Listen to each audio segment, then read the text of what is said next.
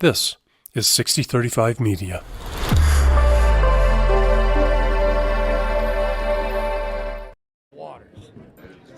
Oh, now see, again, nothing, you know that. You can never do that. But it's a good question. I have a general way to ask that question. I thought about it, but it doesn't face the form of this. It doesn't. Check it.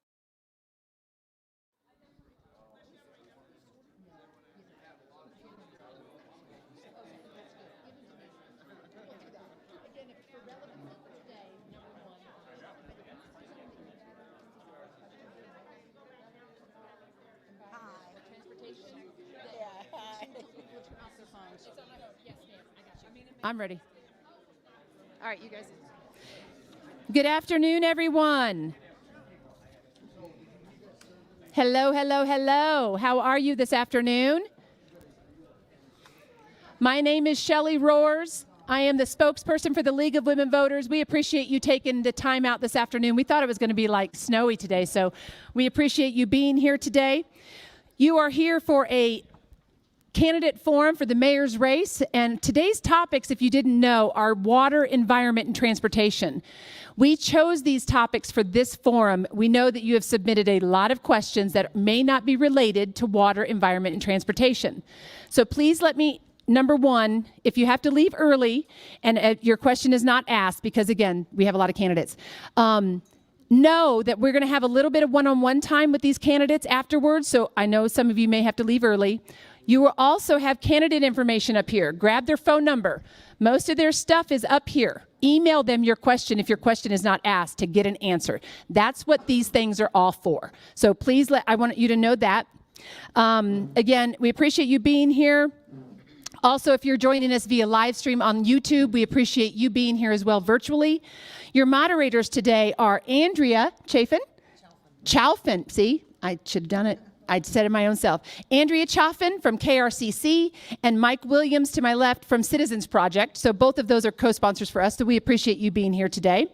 Candidates as well, thank you and for participating in ballot order this time. If you saw our last one, we did alphabetical order, so we love changing things up on you. But they are in ballot order today. Ms. Sally Clark, Mr. Callan Reese Rodebaugh, John Teagan, who is not here at the moment, Yemi Mobalade, Christopher Mitchell, Lawrence Joseph Martinez, Lojinos Gonzalez, Jr., my apologies, Tom Strand, Andrew Dalby, Jim Miller, Daryl Glenn, and Mr. Wayne Williams. Elected officials in attendance, I believe, on your up at the front, you got Tom Strand, City Council President, Mr. Wayne Williams, City Council at-large member. I won't make the same mistake twice.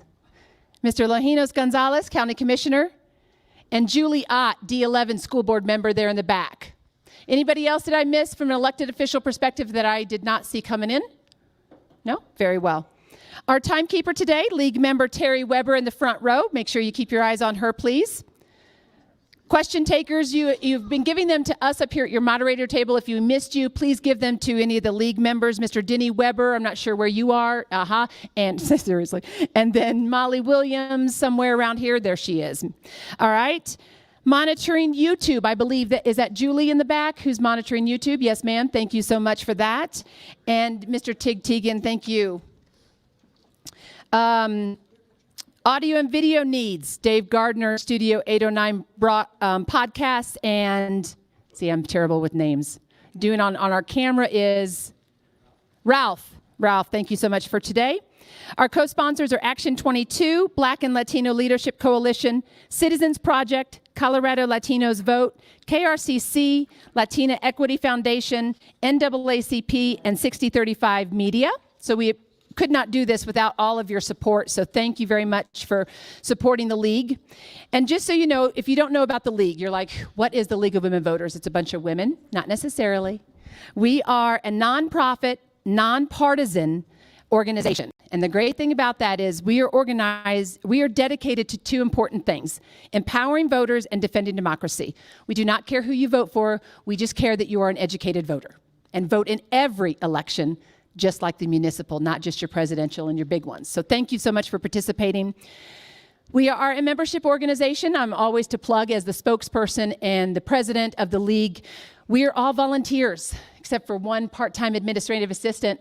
And for us, we're not just women. We have male members. You saw Denny here, and we've got other male members. But student membership is free, right? So if you're a civics geek like the rest of us League of Women Voters, we are civics geeks. I use that term endearingly and lovingly. Sandra Collins, I think there she is. Sandra Collins back there in the back is our membership person. Please ask her about being a member. We have lots of different groups. You don't have to be up here in the front. We have a lot of people who do the behind the scenes work for us. So thank you to all of our league members. The great thing about us is we do not support nor endorse candidates. That is one of the, no offense to any of the candidates, but I love that about what we do. And sometimes we do take a stance on certain issues. So just so you know that about the league, it was very, very progressive for us to try to fight for women's right to vote. So if you think we're liberal, that's why. Okay, so please know that I would love to have that conversation with you. We do take stances on certain issues. Again, TOPS, we do support this ballot initiative. We do a lot of research and a lot of surveys with regards to what we do support. So please don't think we just pull that out of a hat. And we also support moving spring elections to the fall. If you don't know about that, I would encourage you to ask a league member about why we support that. Videos of this event will remain available on LWVPPR and 6035 Media. On our YouTube channels, we are also available in podcast Making Democracy Work and 6035 Vote. You can find all of those links on our website at lwvppr.org. And all of our candidates, again, graciously, I think most of you graciously gave us your time for candidate interviews.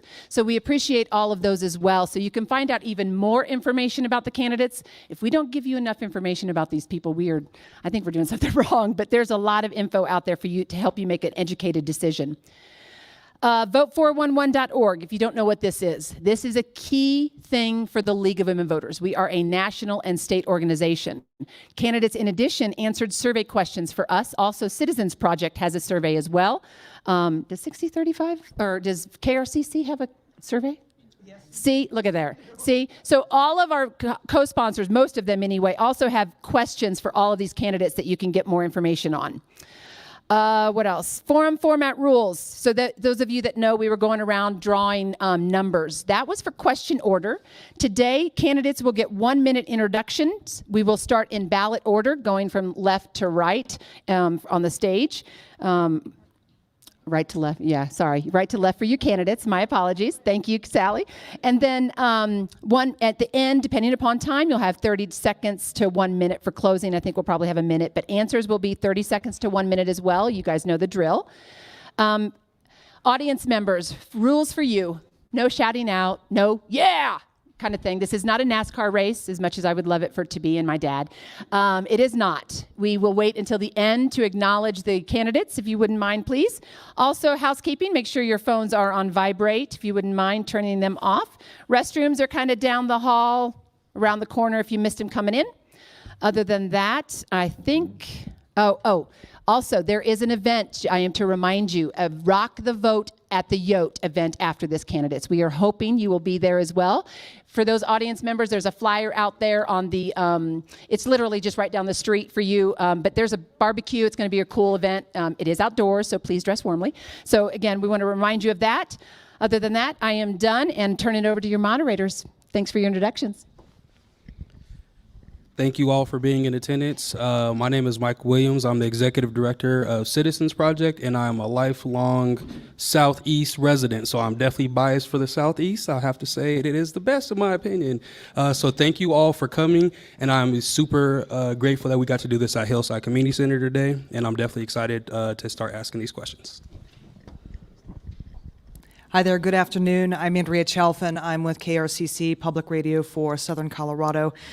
We are a nonpartisan station. We do not endorse, but I have to say, as somebody who has lived here for almost 15 years, I'm coming up on 15 years this summer, this is a great city, and I can tell so many people care about it because I'm thrilled that there is a room-wide table of folks looking to be our next mayor, and a room full of citizens who are concerned about who is our next mayor.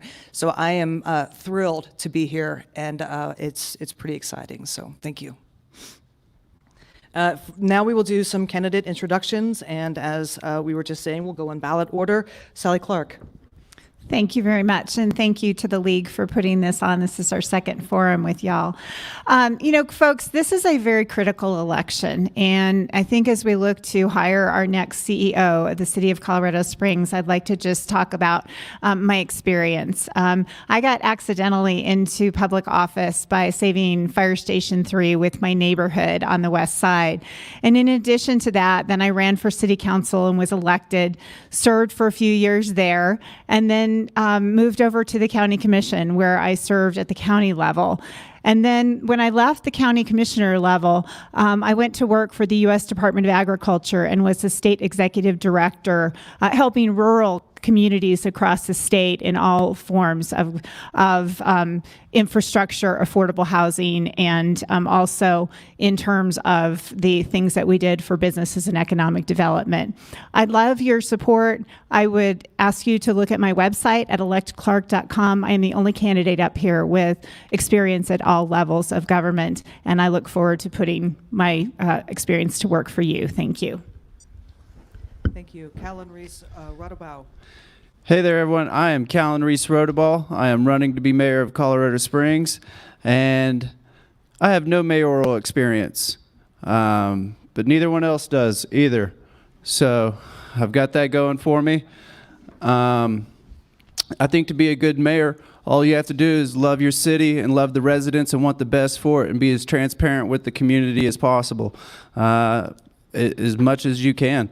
That's what makes a great mayor, is have the city involved. You're a public servant, so it's your duty to listen to the people and enact on their choices that they make. I want to thank everyone, and I hope you vote Callan Reese for mayor 2023. Thank you.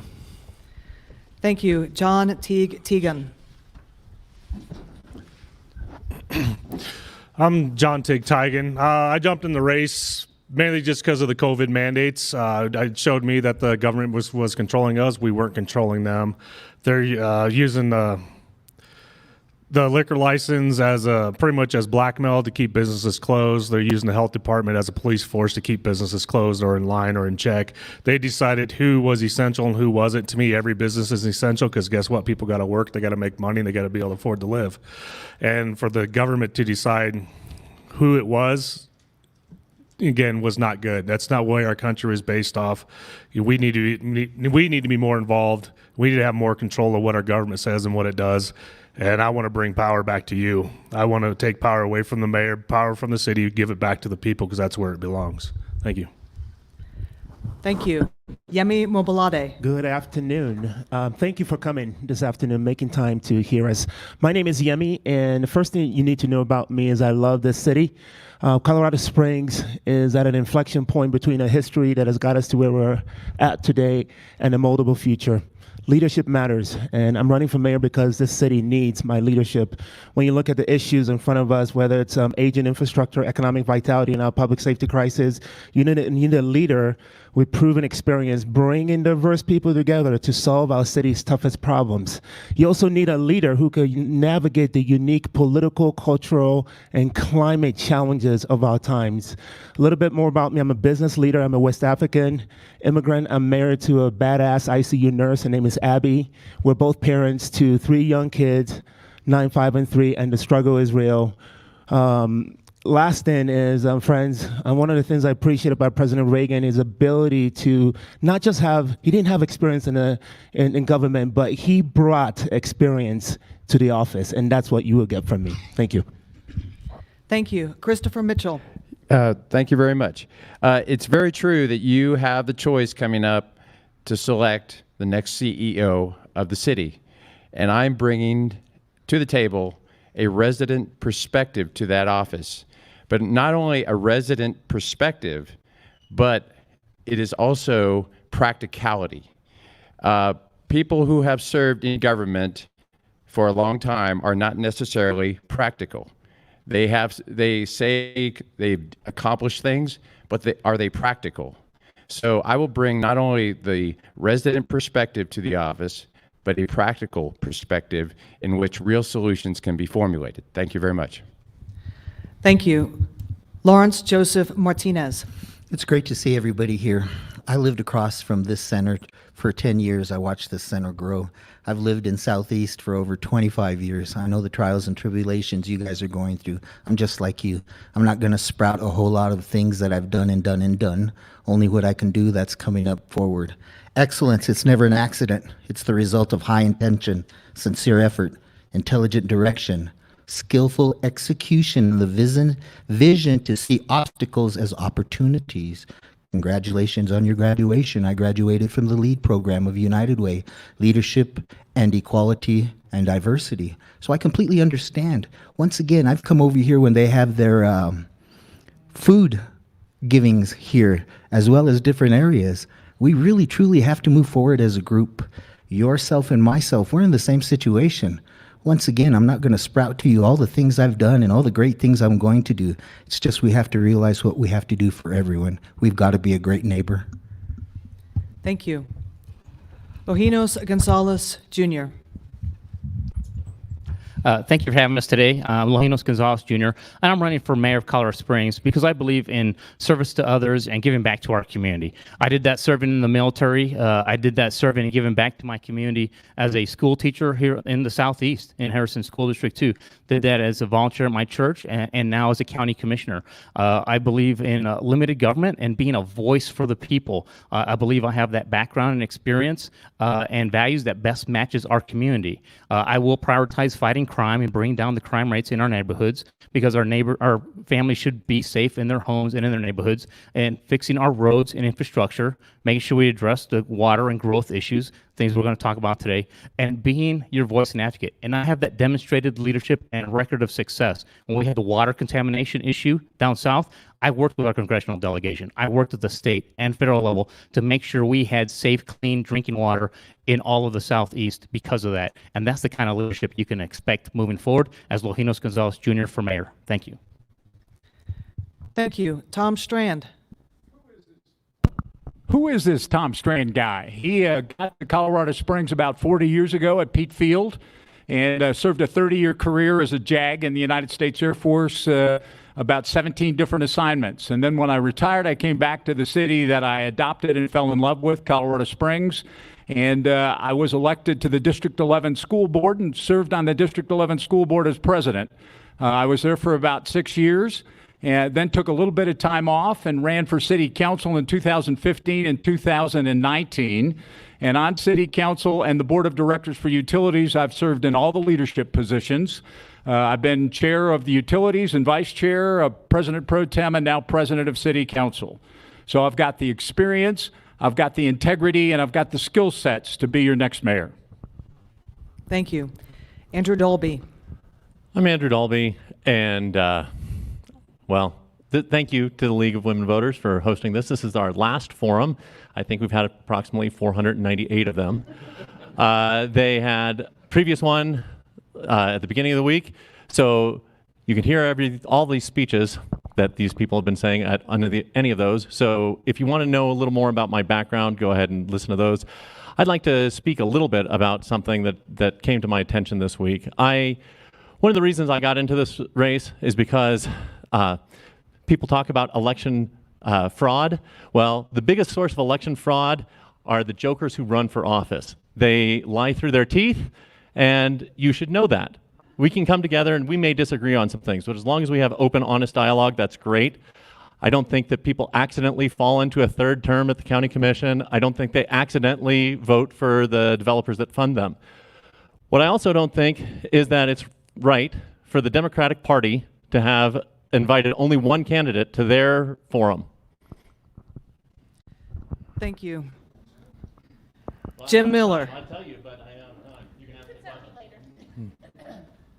Hello, I'm Jim Miller. I'm just a guy. I'm running for mayor because they moved 4 child rapists next door to my house, and my daughter's a victim of it. They always scream and shout about our safety and prosperity and helping us, all the politicians and all the nonsense. None of them wanted to talk to me because I am just a person and just a regular everyday guy, you know. They don't care, they didn't matter. But here I am with this stuff, and the more I've been doing it, the more pollution and corruption and nonsensical stuff I've been discovering and not liking. I think a lot of it, we don't need a leader, we need a good representative. That's the number one thing. We're not represented anymore. We need a good representative. Another thing, it's just, we fund everything, we do everything. We don't get a lot in return. That's not right. That's not the way it's supposed to be. This political stuff's pretty crooked, if you ask me. And I just think we need to have more people involved in it. And that's what I think. So here's Daryl. Thank you. Daryl Glenn. Daryl Glenn, thanks for coming out. My name is Daryl Glenn, and I'm an unapologetic Christian, constitutional, conservative, pro-life, Second Amendment loving veteran. Colorado Springs is my home. My parents got me here as fast as I could, but from 2.5. I've been here over 50 years as this is my home. In fact, our family's first church was right behind us at St. John's. Graduated from Doherty High School, went to the Air Force Academy, spent 21 years in the military, retired as a lieutenant colonel. Spent 2 terms on county commission, 2 terms as a city councilman. My number one priority, the reason why I'm running in this race, is to make sure that Colorado Springs becomes the safest city in the nation. I'm extremely concerned about what's happening within our city. When I think about what life was like when I was a kid, being able to get on the bus and being able to go to Citadel Mall and hang out all day, couldn't do that now. And we need to change that. So that's going to be my goal. Go to darylglennforcolorado.com. Thank you. Wayne Williams. Good afternoon, and thank you for coming out today and missing March Madness. My team's already lost, so it doesn't matter. But let me talk to you a little bit about my drive here. I actually drove by Aldermark, which has been my car repair place for a little over 30 years here. And Bill Karpenko, the owner, put a sign up in front of it, and I noticed it was vandalized as I was driving by. So you should know that criminals do not support Wayne Williams. But this week, I was excited to earn the endorsement of the Colorado Springs Police Protective Association, the men and women who are on the line protecting our city. And I'm honored to have the support. I am running to address public safety, economic vitality, and transportation and infrastructure. I'm excited to have the opportunity to visit with you today. This is the last of a number of forums, but I appreciate those who have persisted through this. And you'll note that all 12 of us are here today, so we all care. Thank you. Thank you all candidates for the introductions. Just quick reminder before we ask the first question, please candidates do wrap it up when the stop sign comes on, just so we can get through as many questions as we possibly can. And reminders, audience, while we might not all disagree or agree or disagree with certain people's answers, no cheering, no comments, please, until the end. And we would encourage you just to stay around and ask some of those questions that we weren't able to because of the topics we have today at the end. So the first question that we have today, and we did draw names for the order, so this will go to Mr. Martinez first, is do you think 128% water coverage is sound when it comes to development? Also, should it include all developers, including Norwood? So that'll be 1 minute. Mr. Martinez is going to be first, followed by Mr. Wayne Williams. Yes, we have a very bad situation with water right now. All one has to do is go out to the reservoirs or the lakes, and you'll see how low they are. 128 years. Boy, when they came up with that rule, they wanted to make sure they weren't around so you can ask them why later at 128 years. I think we need to take a look at the situation every 25 years. We change so dramatically in the water that we have available. We have to make sure your children and your grandchildren are going to be able to drink from the same water system. All you have to do is walk through the neighborhood, see the yards. Nobody has grass. It's all dried up. It's all gone. But yet developers are going to go ahead and develop very large sections with just the barely amount of water we have. And I guarantee you they're going to water their lawns. They're going to make sure their lawns are clean. If you're going to end up paying $1 million for a house, after interest rates, you're going to make sure you have what you want, which means we will do without. And I think that's very unfair. That's why we all need to be together to work together, not just one body, not just us, but all of us together so we can come up with a plan that's for everyone. Thank you, Mr. Martinez. Mr. Williams next, followed by Mr. Glenn. Before I joined City Council, the rule in Colorado Springs was we would annex land if there was enough water for the, quote, foreseeable future, close quote. Perhaps you know what that means. I don't. And so it was absolutely critical that we adopt an actual standard that is fair and can be evenly applied. That was proposed by our professional staff at Colorado Springs Utilities at 130%. After months of process, compromise was reached and we passed 128%. I absolutely support it. It applies to all annexations regardless of who may choose to annex. It is designed to address our water. We've also done significant things on Colorado Springs Utilities to buy additional water sources, and we've done that through the imposition of a new water resource fee on developers of $5,800 per home. Thanks. Thank you, Mr. Williams. Mr. Glenn, followed by Mr. Mobilade. Daryl Glenn, thank you for the question because I think it's extremely important because whether it's 128% or something else, I think you need to ask yourself, do you believe that 128% is the correct standard? Because when I walk this city, the two concerns. Number one, they don't believe our city is safe, and the community doesn't believe that we have enough water to be able to prepare for our growth. We need a standard that the community absolutely has buy-in. So whether that's 128%, 138%, it doesn't matter. But we actually need to make that enforceable because we need to make sure that as we're growing, we're holding everybody to that standard because that's what's critical. What also needs to be factored into that is whether or not we have enough public safety response resources dedicated to that. Those two need to be hand in hand as a measure to be able to dictate how much growth is going to occur and the pace of that growth. So I 100% support that, but the question needs to be whether or not you believe 128% and whether or not there's been enough transparency around that, and that's my goal, is to make sure you have your answers and enforce that rule. Thank you, Mr. Glenn. Mr. Mobilade, followed by Mrs. Clark. Friends, the heart of the question is about an equitable government. The heart of the question is also, we're asking, do we have enough water resources to meet the needs for today, as well as we consider annexation? The heart of the solution is around sustainable and intelligent growth. The 2006 annexation plan already gives us the answers to this question. It says we residents are owners to the waters for ourselves. Number two, we're not imposed by law to provide water outside of the corporate limits. And number three, as we consider the growth of the region, we do have to consider the water needs for the growth outside of the corporate limits. But first, we have to ensure that we have water for today. So here's the thing. The 128 rule is a starting place. It's a necessary conversation that should have happened 20 years ago. The heart of this solution really is, do you trust your government will do the right thing for all residents and not some? And that's the leadership I will be bringing to this conversation. Thank you. Thank you, Mr. Mobilade. Mrs. Clark, followed by Mr. Dalby. Thank you, Sally Clark. First, let me talk about my track record. So years ago, as a councilwoman, I worked actually at the national level trying to get SDS in, the Southern Delivery System. In addition to that, with Fountain Creek, we established the Fountain Creek Watershed District, which made the pipeline possible with Pueblo, and those folks came to the table to help us with the future water. What I will say at this point, I would not have supported the ordinance, and I'll tell you quickly why. And actually, Councilman Dave Donaldson wrote a really good editorial, I think, in several publications that was published this week. What I would have done was to create, as mayor, I will create a 90-day task force to work with the county commissioners, to work with the water districts, to work with everyone to make sure that we're planning so that we don't end up with sprawl. This is a growth issue as much as it is a water issue, and you can count on me to be there to help us to work through this so we'll get actual data and science to back it up. Thank you, Sally Clark.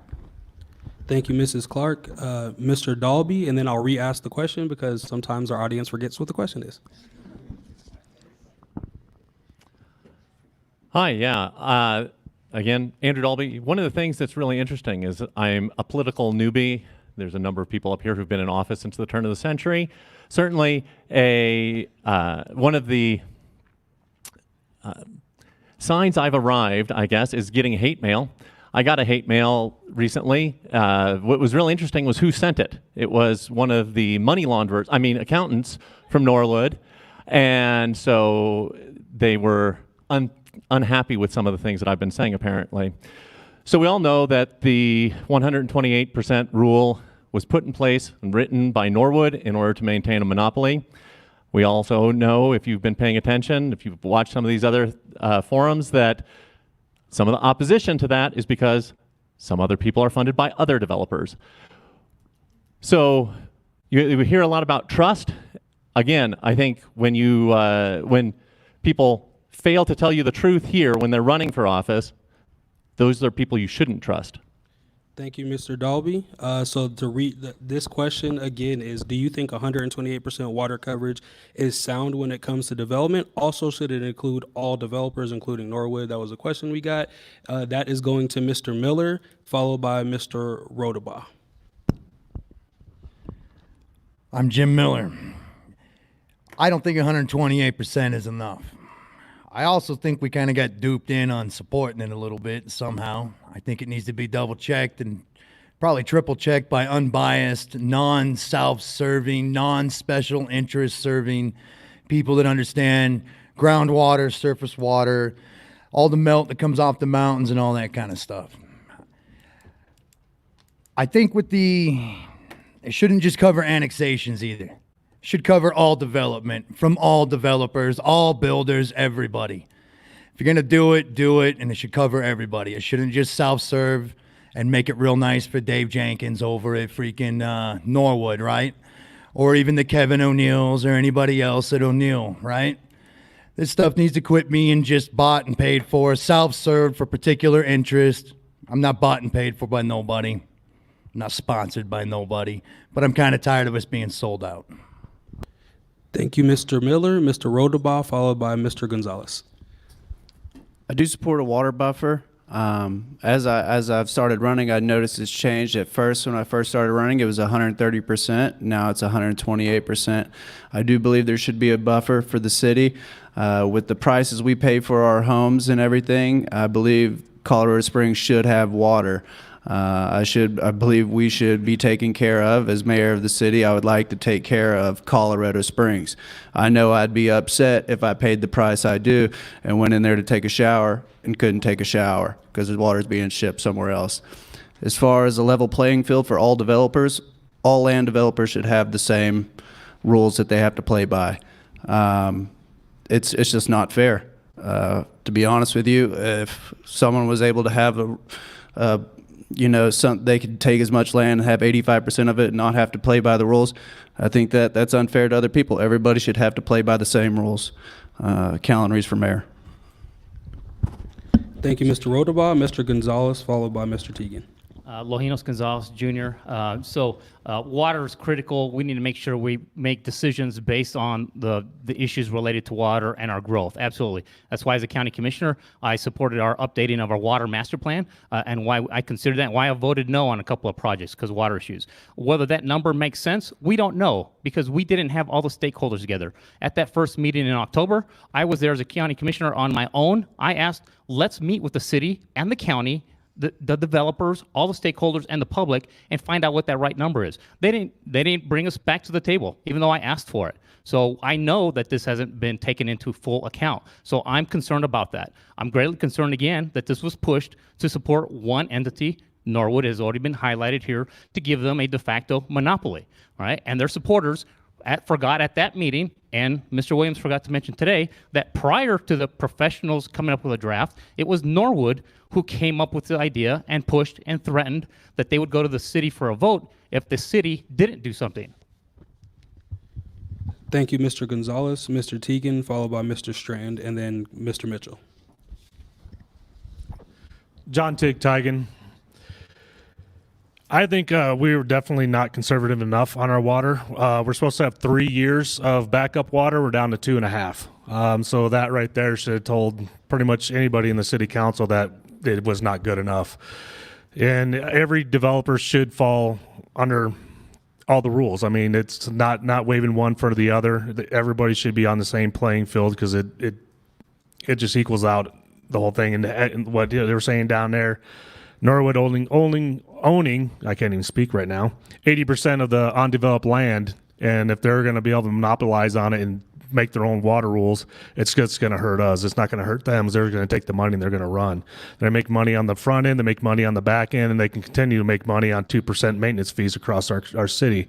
So developers, to me, need to start paying more into supporting our community as a whole after they build. Thank you, Mr. Tigan. My apologies for the mispronunciation of your name. Mr. Strand. Thank you, Mike. Is that in? That better? Okay. Well, please stand with Strand. I was on the board of directors for utilities when we turned on the Southern Delivery System. Cost over $150 million to do that. And I was told when I came on that board it would provide water for all of us, into 2040 or 2050. It turned out what it was a delivery system, not a system that provided water.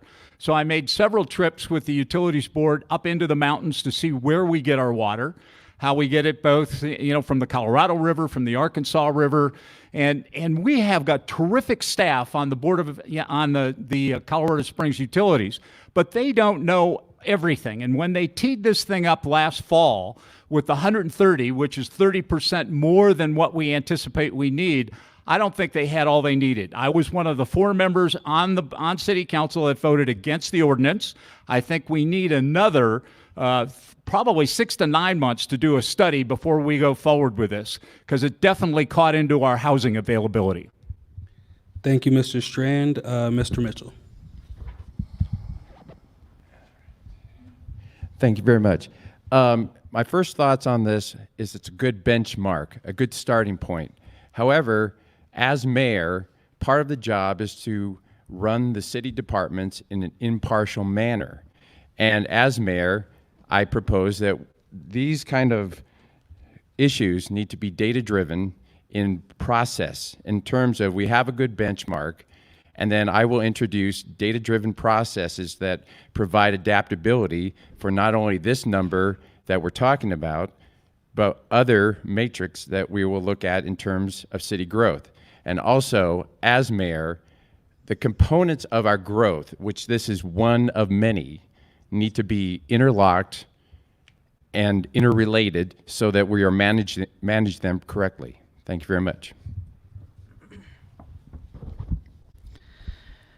Thank you. Related question to water, and we will begin with Wayne Williams, followed by Daryl Glenn. It's not just about planning for future growth, it's also sustaining what we have, and with the health of the Colorado River being what it is. I'm wondering how you think about sustaining or replacing or supplementing water for our existing infrastructure, and should we be looking at some limits on growth? 1 minute. Thank you very much for the question. We have done a number of steps. So the new zoning code that we adopted restricts the amount of high water use turf in new development. It does not affect existing homes, but it does with respect to new development. By the way, we're using about the same amount of water now that we did 20 years ago, despite the fact we've got 100,000 more people. So we have done a number of conservation measures to address that. Most importantly, we've begun using that $5,800 fee that I talked about to acquire new water rights. So we've gone down into the Arkansas Valley, signed an agreement with Bent County for the acquisition of 15,000 acre feet, enough for 100,000 homes, 100,000 people. And we have purchased 3,000 of those acre feet, but we're doing it in a new way by helping farmers upgrade their irrigation system and buying the water that's saved, so we still sustain the farms that are there, but also obtain the water we need for our community. Thank you, Wayne Williams. Next is Daryl Glenn, followed by Yemi Mobolade. Great, thank you. Daryl Glenn. We need to do really 3 things. Number 1, we need to have that water rule in place. And again, it's not just a water rule from my standpoint, it also needs to tie in the public safety piece and base growth on that. Government shouldn't artificially control growth. They should use that benchmark as a way of determining that. The second thing we need to do is focus in on infill development. That's what needs to happen. When you're looking at, especially in the southeast corridor in these areas, when you look at the lack of infrastructure, if we're going to grow, we need to be growing within our infill development. And those are areas that I believe the city has historically lacked the will to be able to invest in those particular areas. The third thing is the market should dictate that. People are influenced by how much they pay. I like the tiered rate structure with regard to regulating growth and regulating your water consumption. I guarantee you, when you see your bill go up, you're going to adjust your water that way. Thank you, Daryl Glenn. Yemi Mobolade, followed by Sally Clark. I was fortunate to participate and be one of the leaders participating in the water tour. I got to see firsthand some of the opportunities as well as some of the challenges. And one of the opportunities Wayne Williams has mentioned is the innovative efforts with acquiring new water rights from our farmers and agriculture. And we need to keep moving in that direction because it's a win-win situation. We are helping to invest in better irrigation equipment as well as the water that is being conserved comes to us.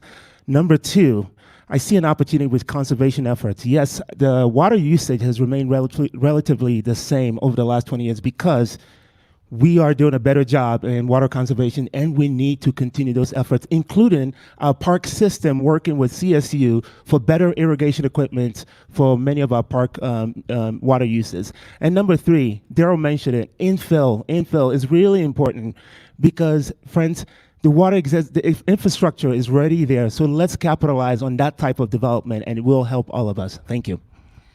Thank you, Yemi Mobolade. Next is Sally Clark, followed by Andrew Dolby. Thank you, Sally Clark. So let's talk a little bit about this density issue because I don't think everybody wants to live in an apartment. And I believe that we need different types of housing available. One of the things, and I think is really important, is first of all is conservation. Secondly is water availability. Third, we want to make sure that we're partnering with our whole county, not just the city of Colorado Springs. We already provide water to many different areas outside the city limits. So that's not going to stop. But the one thing I don't want it to do is to create more of a barrier for new affordable housing. And I think that's a main crux of this whole discussion. We need to, again, work with the state and Colorado Water Conservation Board. We need to be working with our water districts. We need to be realizing that we don't want to put things in Fountain Creek that damage our downstream partners either. And I think that that is an important reason why the 90-day task force that I have proposed will be important for the future of this city. Thank you, Sally Clark. Thank you, Sally Clark. Next is Andrew Dolby, followed by Jim Miller. So I'm Andrew Dolby. I'm the only scientist on the panel up here. My undergraduate degree is in biochemistry. I started working, my first job was in a quality control laboratory. I actually interviewed at Colorado Springs Utilities in the water department. That's one of the things you can do with a degree in biochemistry. So this is not an easy question. It's not something you can answer in 60 seconds. There's obviously a lot of people you need to coordinate with, a lot of things that need to happen, and a lot of that is outside of the realm of what the mayor can do. One of the issues that we have is, yes, we're using less water per capita than we were, and one of the reasons is, as was mentioned, the parks. So a decade ago, we were in a recession, and so the city council asked for a tax increase, and when the citizens said no, they spitefully turned off the street lights and killed the parks. So you walk around here and you look at the city parks around here, and they're all weeds and nasty. Those are places your children should be free to play in, and it should be friendly. Again, can't discuss this adequately in 60 seconds. Thank you, Andrew Dolby. Next is Jim Miller, followed by Callan Reese Radabaugh. Yes. It's not just about preparing for future growth when it comes to water. It's about also sustaining that which we have the demand for now, the needs for now. The health of the Colorado River is potentially putting some of that in question. So how do we sustain what we have and what we need now, and should we be putting limits on growth? Jim Miller, I'm just a guy. Anyways, yes, we should be watching the growth and keeping the limits practical and rational. You can't just be doing a bunch of stuff all willy-nilly and not have enough water. That would be dumb. That's a very obvious answer. The other thing with the water stuff, it's not really in the mayor's realm, but on the other end, as a state, we should probably get some gumption one of these times and actually fight against that over 100-year-old contract with the Colorado River and sending the water everywhere but here, and not be scared of California having more lawyers and more money and stuff. So as a state, we need to definitely start fighting against that and making it a little more favorable for us over here in the Midwest. Whoever's next can go. Thank you. Callan Ruiz-Rodobo, followed by Lojinos Gonzalez Jr. Well, that's a great question. I will have to delegate that to one of the Harvard people I hire as my staff when I become mayor. But we should absolutely conserve water. We definitely need to keep an eye on it. We need to slow our growth down just a tad bit so we can make sure that we have water for the entire city of Colorado Springs first. But I will have to delegate that issue. Thank you. Thank you, Callan Ruiz-Rodobo. Next is Lojinos Gonzalez Jr., followed by John Teagan. Thank you, Lojinos Gonzalez Jr. And so again, I also had called at that first meeting, let's get together, let's have those water task force so we can meet and discuss this long-term growth and water issues. So we need to promote the water conservation, and we do certain things at the county commissioner level, and would do even more at the city, is what we revised our code so that people could xeriscape. They can do things to conserve water and make that go longer. We need to make sure that we are, again, gaining additional water rights. How do we do that? There have been some efficiencies with the farmers downrange. Want to continue to do that? Expand those projects so we have those water rights. And then let's properly fund our reservoirs, our building of our reservoirs, which are long-term plans, have not yet happened. We need to make sure we see those come to fruition and completion so that we can have that water for our long-term growth concerns. And how do we fund that? Well, one of the things we saw, utilities is involved in competing with broadband companies. We have 2-3 new companies who are doing broadband, don't want utilities involved in competing with them, but they're spending $600 million to do so. Let's use that money for water issues. Thank you, Lojinos Gonzalez Jr. Next is John Teagan, followed by Tom Strand. John Teagan. And again, we're from 3 years down to 2.5 years before our water. So yeah, a lot of these businesses, when you go around, you see the sprinkler heads that are busted. They're just running crazy. I think it's just more than just fines that need to happen. Either need to get rid of the grass, need to go to zero landscaping, or need to go back into turf.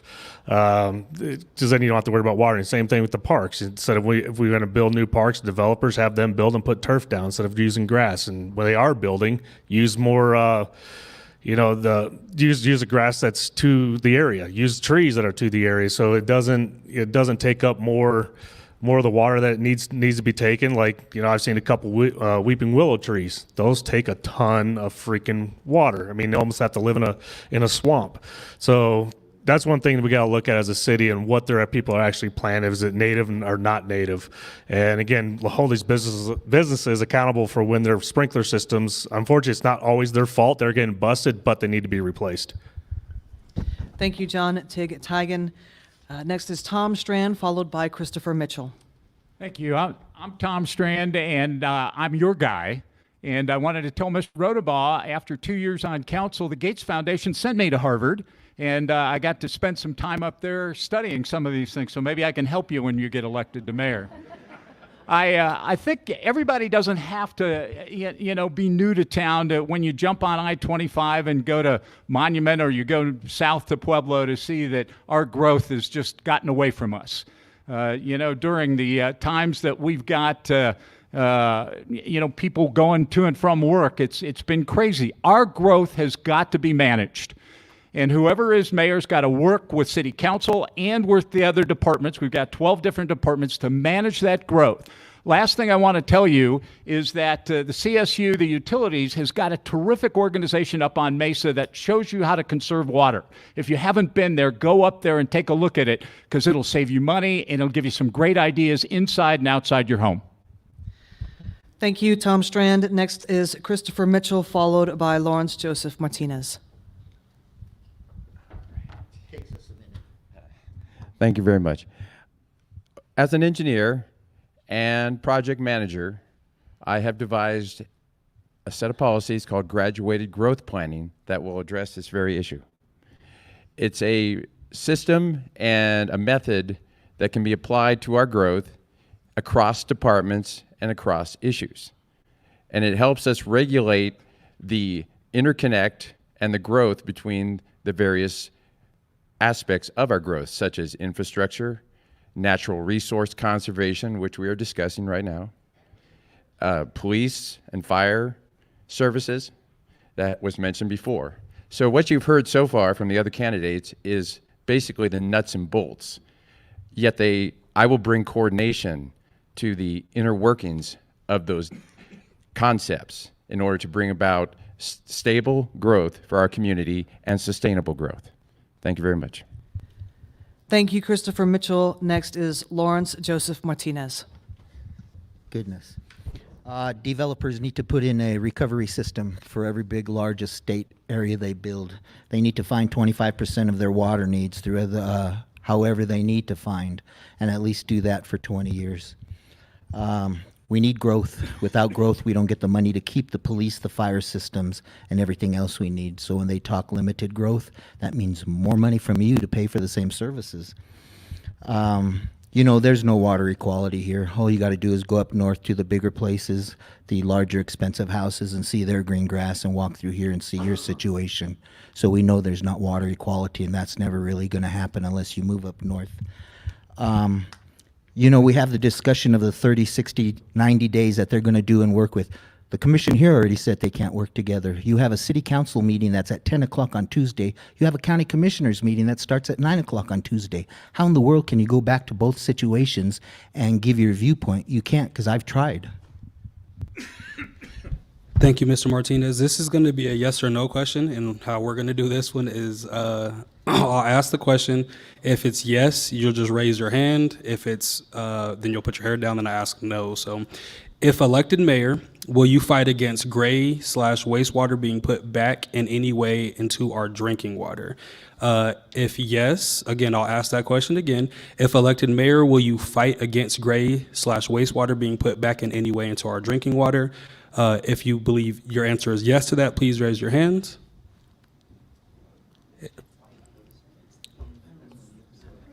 If the answer is no to that question, would you please raise your hand? Okay. So again, it's asking if elected mayor, will you fight against gray/wastewater being put back in any way into our drinking water? That was the question. I know you guys are excited, guys and gals are excited about yes or no questions, so had to throw that out there. This question, we'll start off with Mr. Glenn, followed by Mr. Mobilade. How do you feel in regards to transportation? Can all residents affordably get to where they need to go? If not, what will you do to improve transportation and where? And this will be 30 seconds. A minute, I'm sorry. 1 minute.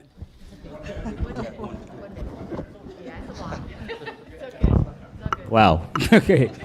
Daryl Glenn. Well, we are a city of 200 square miles, and quite frankly, the system is the system right now. It is not really possible, and the citizens of this community have made it very clear they really don't want to invest more heavily into creating a light rail type system. So we are stuck driving our cars, using the bus system that we have, carpooling. So the system is the way it is right now, and to try to think that it's going to be, if we invest more city dollars into it, it's going to grow, is really not realistic. You did that in 30 seconds, even though you extended it to a minute. That's impressive. This will be Mr. Mobilade, followed by Mrs. Clark. What Daryl was just talking about is true if you're thinking about our city as is today.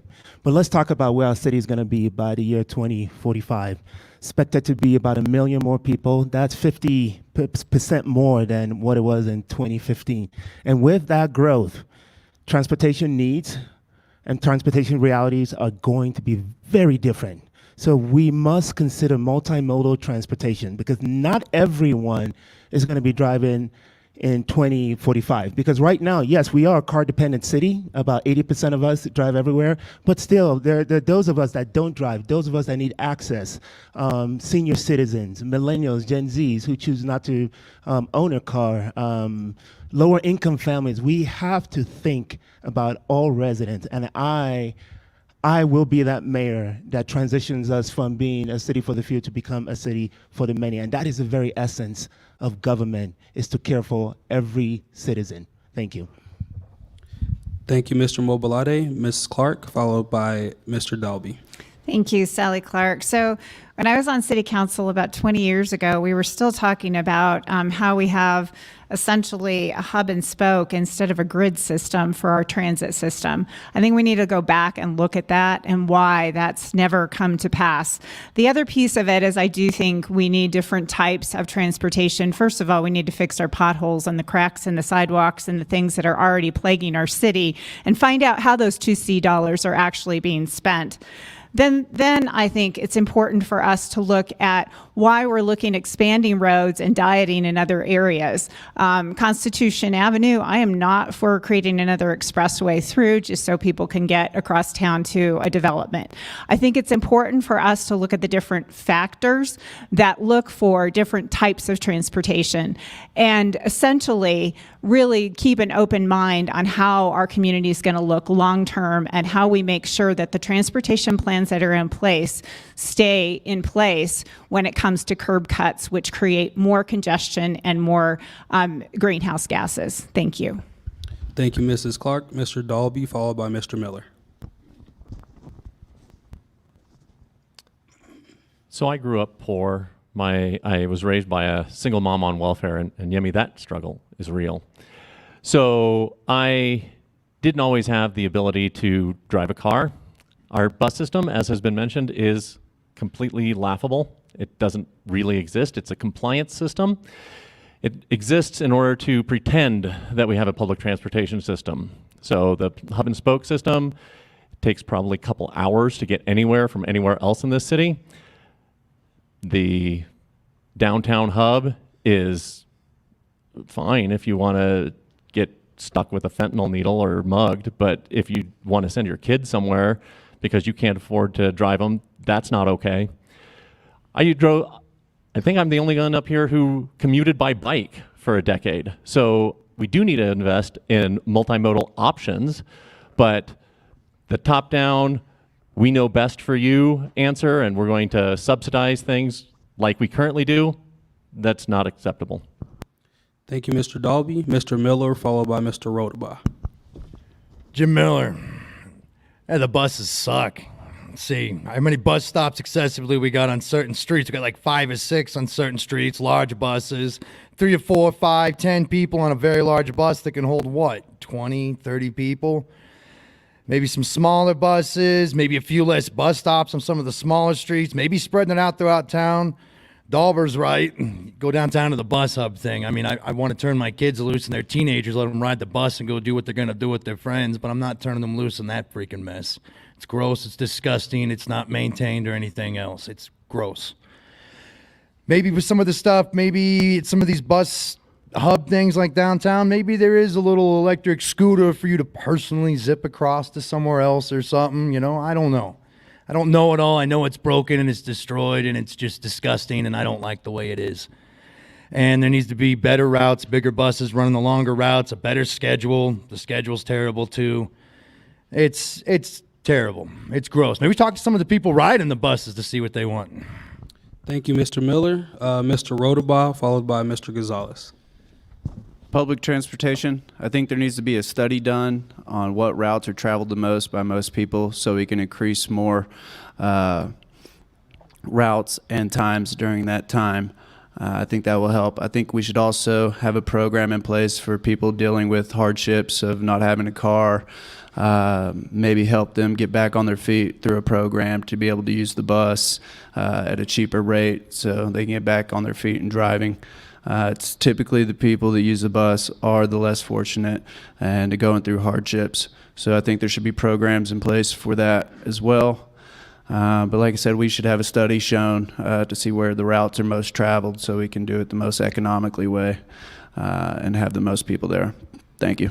Vote Callan Reese for mayor. Thank you, Mr. Rodabaugh. Mr. Gonzalez, followed by Mr. Tigan. Lojinos Gonzalez Jr. And again, as a county commissioner, I've always prioritized our roads infrastructure as well as our public safety. So this is something I will continue to prioritize as mayor. On the eastern side of the city, where we are seeing the growth and long-term, as we come together to determine long-term growth ideas, let's include that also long-term transit and transportation plans and utilize a lot of these ideas in those growth plans for the 30, 40, 50 years out the future. So we're making efficient use and growth, including these transportation ideas and encouraging them as the developments happen on the east. For the main part of the city that we already have, we have to make sure that we're taking care of our roads and we're finding how to make most efficient use of our transportation bus system that we have and improve it. Let's get together. Let's figure that out. I do have experience in that. I spent 3 years in the LA metro area. Every day for during the work week for 3 years, I was using their public transportation system. So I have the ideas, I have the understandings of how to make sure we do that long term smartly. Thank you. Thank you, Mr. Gonzalez. Mr. Tigan, followed by Mr. Strand. John Tig Tigan. I think number one thing is actually to work with the Department of Transportation, actually see what's really going on, do surveys, see what routes need to be expanded, what routes we can lessen. But we think we need to definitely expand the hours because we do have third shift that not everybody can afford a car, and we do need change. We probably will need a rail system. We probably will eventually need the Constitution Ave extended, and we probably will need another highway because we're expanding. This city is huge. Rush hour here sucks. And I remember growing up, and you could be able to drive from north end to south end in 10 minutes. Now it takes like 10 hours, and that's just even right now. It's ridiculous. Going east and west is about the same. We are expanding. We are going to have to do some changes. If we don't sacrifice ourselves now, guess what? Our kids are going to suffer, and our grandkids are going to suffer. So everything that we're doing, you got to think about doing it for them, not for us. Thank you, Mr. Tigan. Mr. Strand, followed by Mr. Mitchell. Thank you very much, Mike. Boy, I hope it doesn't take 10 hours to get across town, but I understand what he's saying. We just finished City Council after a couple of years study, just passed this Connect COS, about 160 different issues, biking, pedestrian, cars, buses. Clearly our bus situation is in deep trouble. As I walk the Black Lab up on West Colorado, I live in Old Colorado City, I see 2 or 3 buses maybe in my 25-minute walk. None of them seem to have a lot of people, but the people that need them critically need them. They don't have funds for a car like some of us do. Some of the seniors, some of the people with disabilities need them. We're looking to put a new center right next to the city auditorium. That's been in works for a couple of years, and as mayor, I would lean on that and make that happen much quicker and be much more effective than the old center, which I will tell you don't want to use the restroom at the old center. Thank you, Mr. Strand. Mr. Mitchell, followed by Mr. Martinez.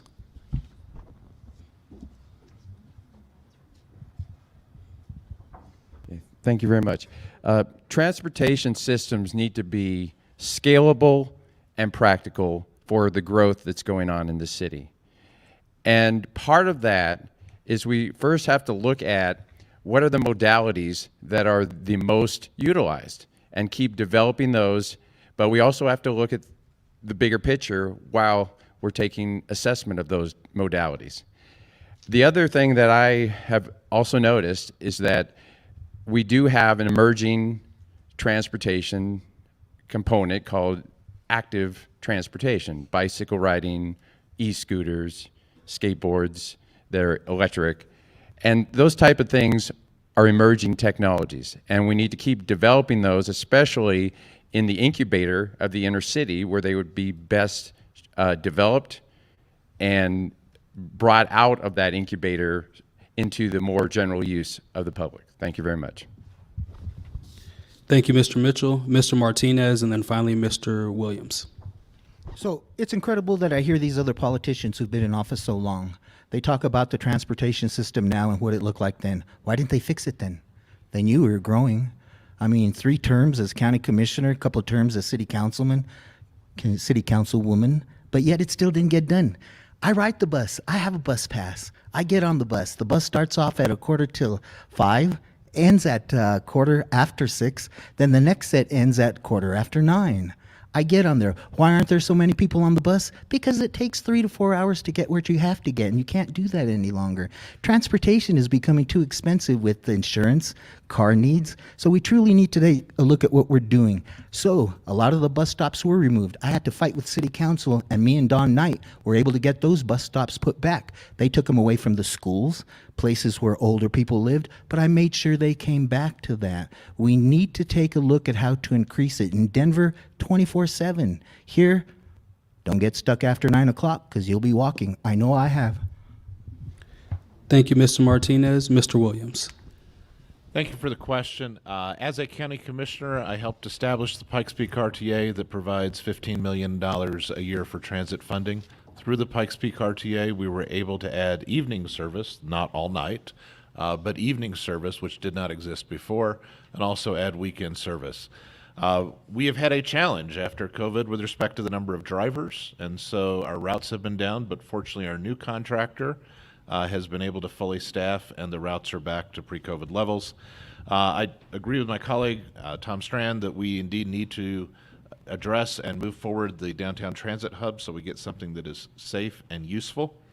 And we've also added transit routes to the North Hospital complex and to the airport, something we did not have before. But the reality is we are a city that is spread out, and that is through the choices many of us have made. And that means that for the foreseeable future, transit is going to be an option, but it's not going to be the primary way. Thank you.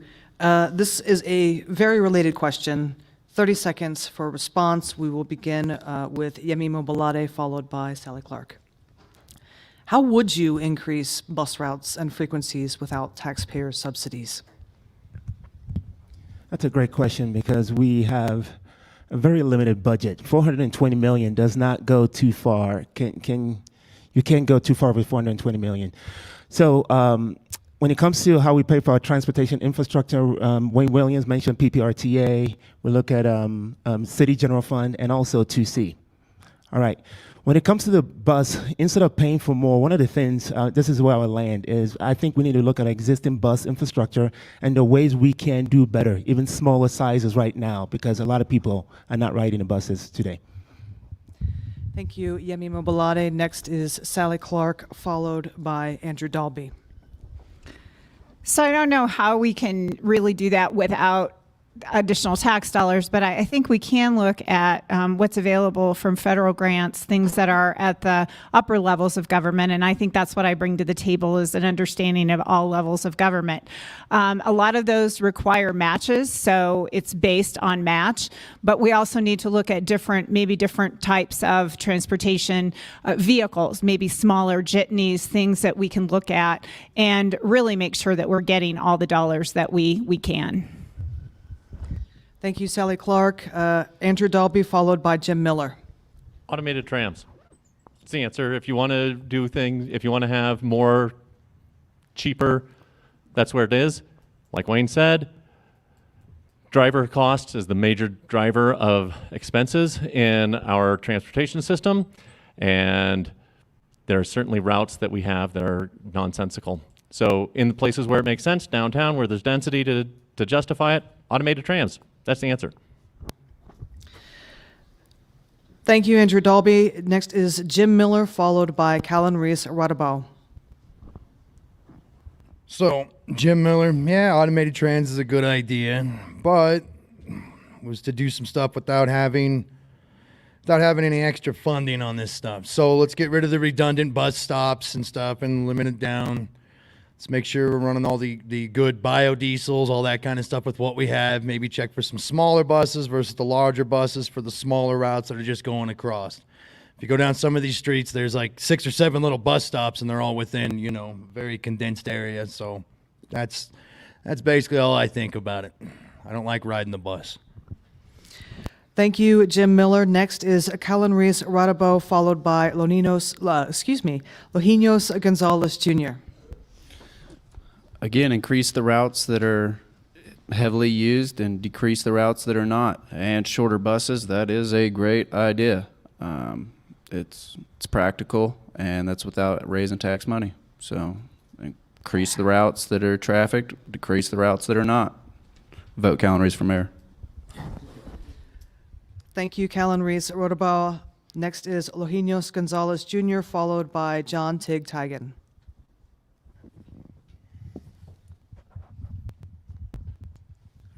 Thank you, Lojinos Gonzalez. So first, we got to review the budget, make sure we find and eliminate any waste and excess, anything that's not being efficient. We need to make sure we reprioritize those and make sure it makes sense. The other thing, again, utilizing smaller footprint, smaller vehicles. Those buses are never full. So let's make more efficient use of the buses that we have as we transition past their life cycle, get the ones that are more efficient and smaller so that we're utilizing most effectively. And then this might be an area we decide to privatize. My guess is that a private company could do this better. If not, then we'll keep it, but we have to look at different ideas. But the smaller buses, more efficient use makes most sense. Thank you, Lojinos Gonzalez Jr. Next is John Tig Tigan, followed by Tom Strand. Same thing, you got to audit. We got to audit the department, see where the waste and fraud is and anything else. Allocate the money where it truly has to go.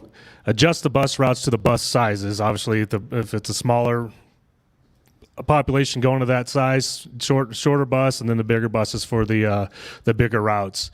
And raising our taxes, again, I don't think we have an income problem. We just have an allocation problem, and obviously I think we got a huge waste problem. So that's why we need to audit everything. Thank you, John Tig Tigan. Next is Tom Strand, followed by Christopher Mitchell. Thank you very much. Tom Strand, your guy. I went about a month ago to our transit area where we do the maintenance, and we have recently purchased 4 buses now that are electric. And I think that can really help us reduce the cost, that we spend on gas and diesel. And therefore, that's one way forward. The other thing is to have more PSA announcements on television and on the radio about ridership. If we increase ridership, we'll decrease the cost to the individuals. Maybe more of those announcements and less of the ones for who's running for mayor. Thank you, Tom Strand. Next is Christopher Mitchell, followed by Lawrence Joseph Martinez. Thank you very much. I go back to my last answer. Transportation systems need to be scalable and practical. Scalable doesn't mean always increasing. So in this instance, I would propose that we reduce the size and scope of some of the routes, but also look at the efficiency aspects that have been mentioned here already, such as efficiency of the vehicles and efficiency of the route length versus the use of that route. Thank you very much.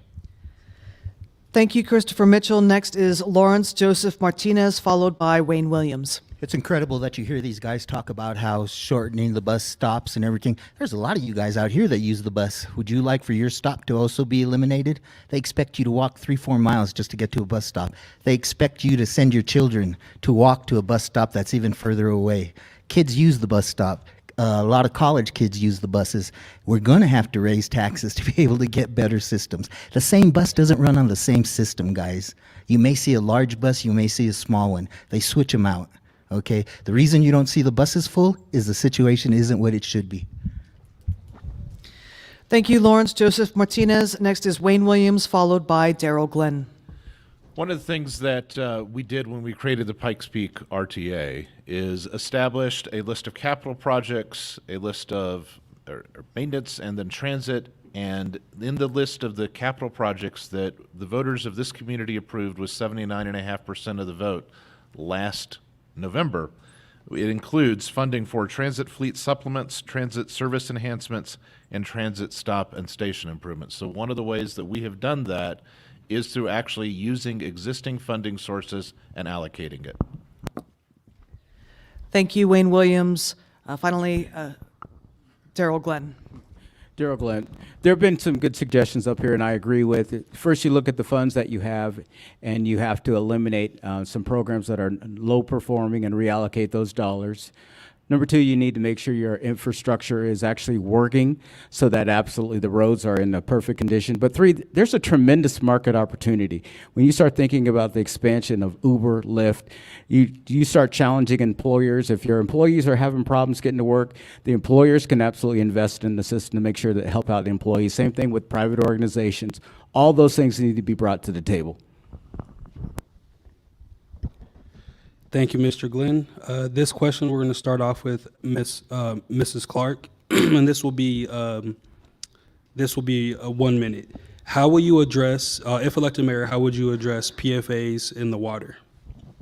So the PFAS issue, I know, has been a concern for a lot of the folks that are on wells. So I don't know that it's really relevant directly to the city's water system.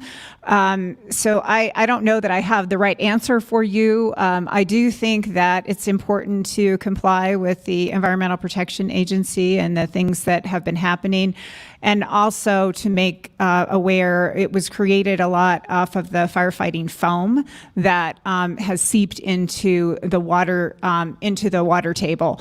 And so I do know that when I was a county commissioner down in that same area, we were working on the contamination issue from Schleg Lock to be able to reinstitute the aerators in the ponds at Willow Springs Ponds. So environmental issues are really important to me. I'm not sure that I have the exact answer for you on this question, but it is extremely important to make sure that people have safe drinking water. Thank you.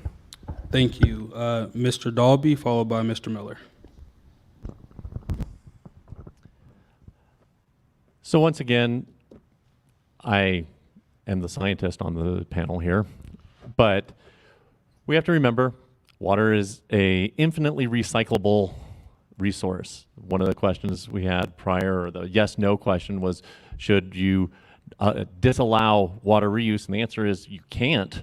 Water is in a constant reuse. There's the same water here as there's always been, and it goes through the water cycle. You should remember that from junior high school science class. So how do we make sure that the water is adequately clean before we drink it? You run it through the water treatment plant. That's what it's there for. If it needs to be adjusted based on what contaminants are now found in the water, then you adjust it. It's a really pretty simple technical problem. Thank you, Mr. Dalby. Mr. Miller, followed by Mr. Rodabaugh. I am out of water, in case anybody was wondering. Water is good and water's great. Just better filtration, better separation of the chemicals and the problems and the stuff going on with it. Stop throwing crap down into the ground that gets into the water. It's not that overtly complicated. Don't be gross.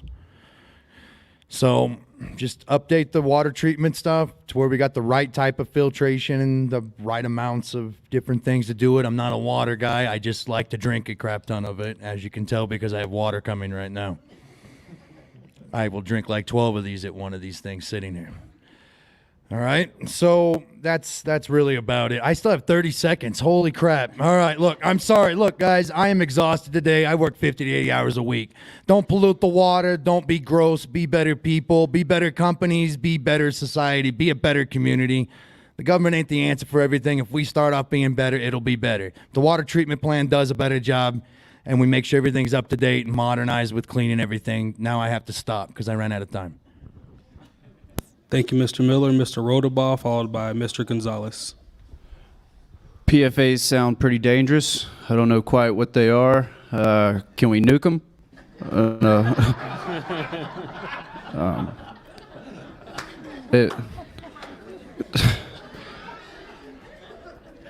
Obviously, I'll have to delegate that to one of the Harvard researchers. But I think we should all have clean water. Vote Callan Reese for mayor.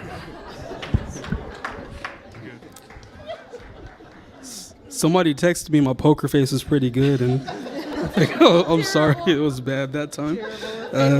Mr. Gonzalez, followed by Mr. Tigan. Thank you, Lojinos Gonzalez Jr. So on this board, this is where I do have the most experience on this, because our wide field aquifer down in the southeast was contaminated with the PFAS and PFOA from Peterson, then Air Force Base. So we've been working at this. The filtration systems, working with everybody to get the commercial grades to make sure that we're at zero detect. And so we need to make sure that our utilities is testing the right thing and make sure that we're zero detect as we would with any of the water districts. If anybody's on well, need to make sure we're working with them so the individual homes have the same filtration system so that we're all drinking safe, clean water, as I made sure we did in our area, which did have this. One of the areas of concern, though, we still need to mitigate some of the surface water. So we have an issue with ponds down there. We need to identify which ponds in the city, if any, have that contamination, work to mitigate that. I'm very proud of the fact that our 2 U.S. senators last year gave out a joint statement on some recommendations. Guess who they got those ideas from? Lojinos Gonzalez Jr. in a joint meeting I held with other stakeholders because I'm there for you and our residents. Thank you. Thank you, Mr. Gonzalez. Mr. Tigan, followed by Mr. Strand. I think the number one thing we have to do, we have to work with the wastewater management system and make sure that we have the right filters for our water. But again, I don't think the city has that major issue. I think it's more the people with the wells. I know I had to put a reverse osmosis system in my own house because we were on a community well. So again, it's not really the city that's affected. It's more the outer community that's affected by a lot of this pollution because they don't have the major wastewater that the water gets filtered through before it comes to us. Me, myself, I filter my water anyways, even though I do live in the city. I suggest everybody else do it too because they still got other hardness, the fluoride that's in our water, so it ain't just the one over the other. But again, it's just the mayor's just working with the right people, having the right people in place, and testing all of our water systems and making sure that it is safe for our kids to drink. We're kind of screwed where we are because we have already been drinking it, but the future is what we got to worry about. Thank you, Mr. Tigan. Mr. Strand, followed by Mr. Mitchell. Thank you, Mike. I think, are we on? Good. This whole situation, I think, comes back to our municipally owned utilities. And we are one of the few large cities in the United States that's got a municipally owned 4-service utility. And so it's gas, electric, water, and wastewater. I have visited our 3 wastewater plants. We're constantly upgrading the ability that we have to review and service and make sure that that water is clean and then sent back out, in some cases for second use.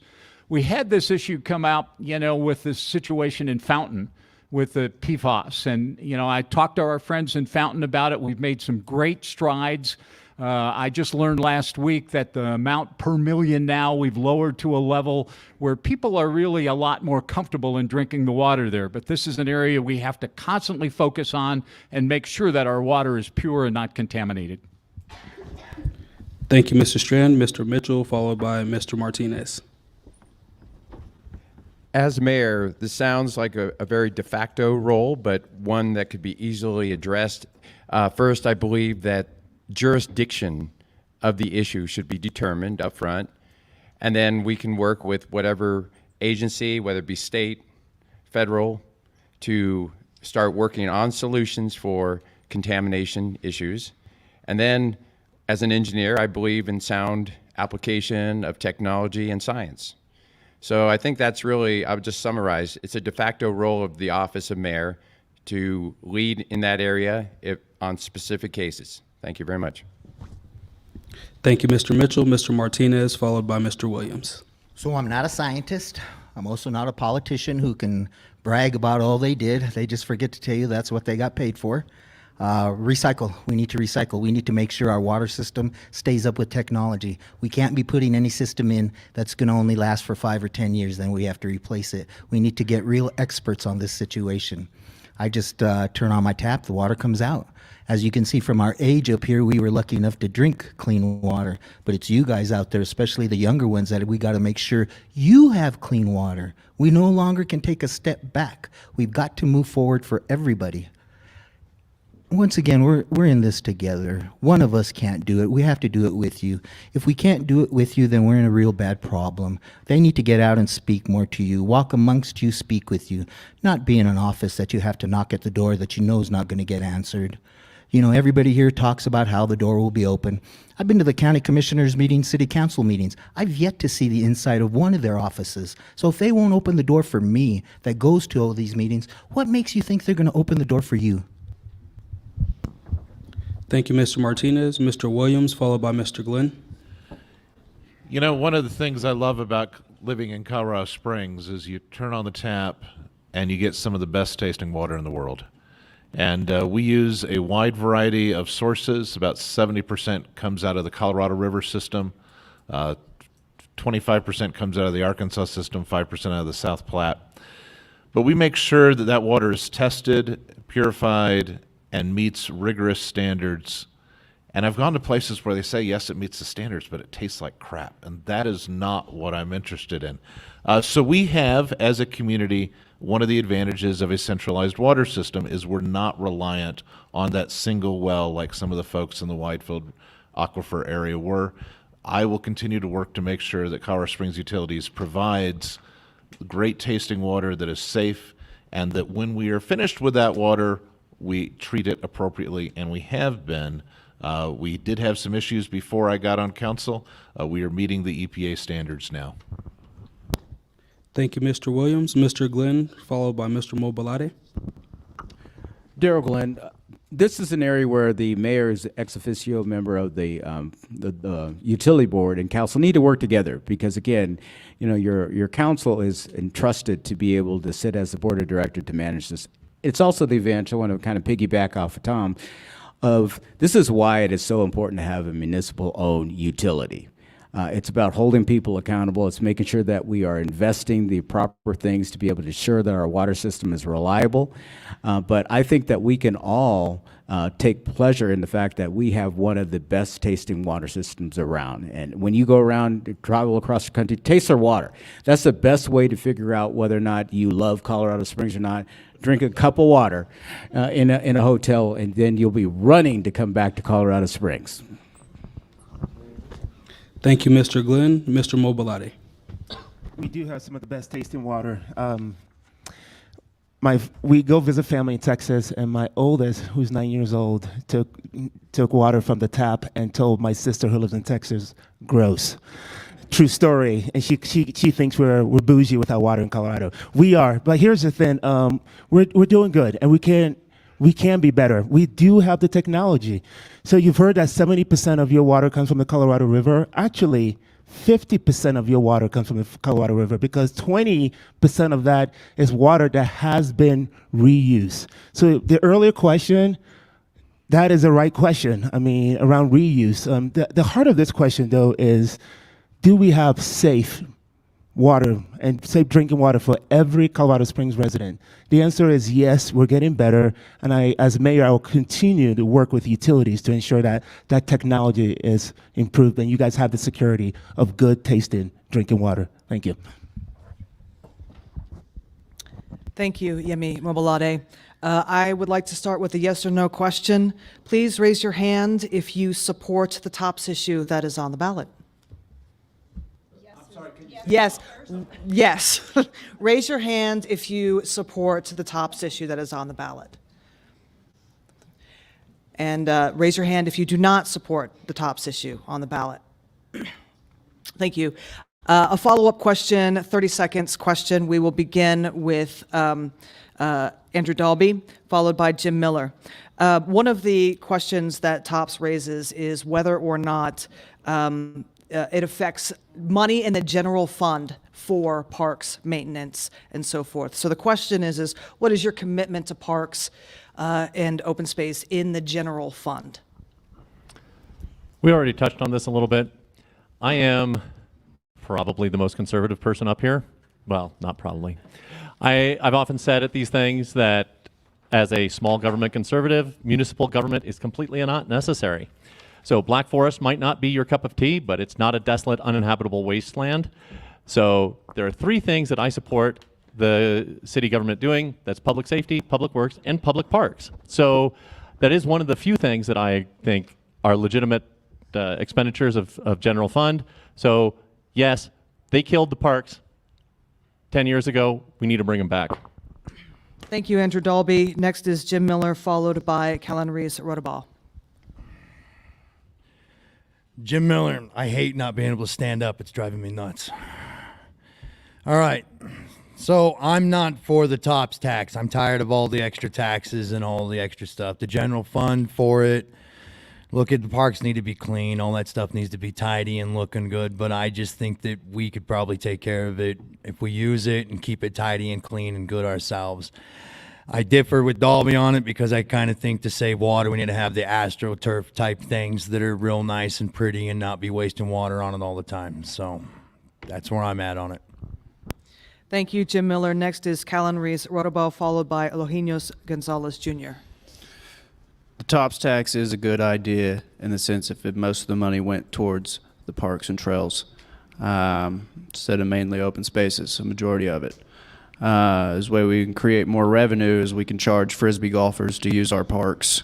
Because if regular golfers have to pay $50, I think Frisbee golfers should at least pay $5. And that will add to that fund. So that's one way to clear up the backlog on that idea. Thank you. Vote Callan Reese for mayor. Thank you, Callan Reese-Rotobaugh. Next is Eloginos Gonzalez Jr., followed by John Tig Tigan. Again, Lojinos Gonzalez Jr., I do think supporting, as Mr. Dalby mentioned, it is one of the functions of government. So I believe that we and have committed to providing additional funds from the general fund. I think the current council has neglected our parks and not getting enough money there. Let's get the money through the general fund. Let's do that by looking at our budget and finding that waste and excess, and there is plenty there. 6-7 years ago, Don Knight and Andy Pico gave me credit for saving the city over $1 million. Let's find that waste and put it to our parks, our public safety, and our roads. Thank you, Eloginos Gonzalez Jr. Next is John Tig Tigan, followed by Tom Strand. John Tig Tigan, again, I support the parks, but the tops, again, I think it's more about going in and seeing what the city's waste is and allocate the money where it really, truly needs to go and just stop taxing the heck out of us. I mean, we're paying the highest taxes in the state, and we need that needs to stop. So just as long as the money's going where it's supposed to be going, it should be fine. We got enough. Again, we don't have a fund problem. We just got a management problem in this city. Thank you, John Tig Tigan. Next is Tom Strand, followed by Christopher Mitchell. Thank you very much. I think you all got your ballots. On the back side of the ballot, don't forget it, that's where the TOPS part is. Trails and Open Spaces Coalition, I urge you to vote yes for it. It is 1 cent out of a $10 tax amount. 75% will be set aside for open space acquisition, but that is still 25% to deal with, the maintenance of our parks, and this is critical to our government. I think we need to have more money in the general budget for parks and maintenance of parks, and I will fight to do that in the mayor's slot. Thank you, Tom Strand. Next is Christopher Mitchell, followed by Lawrence Joseph Martinez.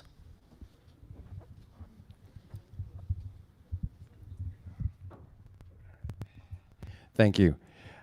I am a strong advocate for the conservation of open space and our park system.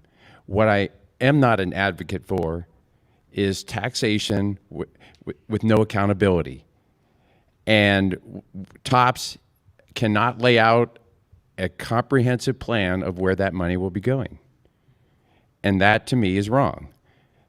If you're going to tax someone, you need to give them a plan of how the money is going to be used, no matter how noble the cause is. Thank you very much. Thank you, Christopher Mitchell. Next is Lawrence Joseph Martinez, followed by Wayne Williams.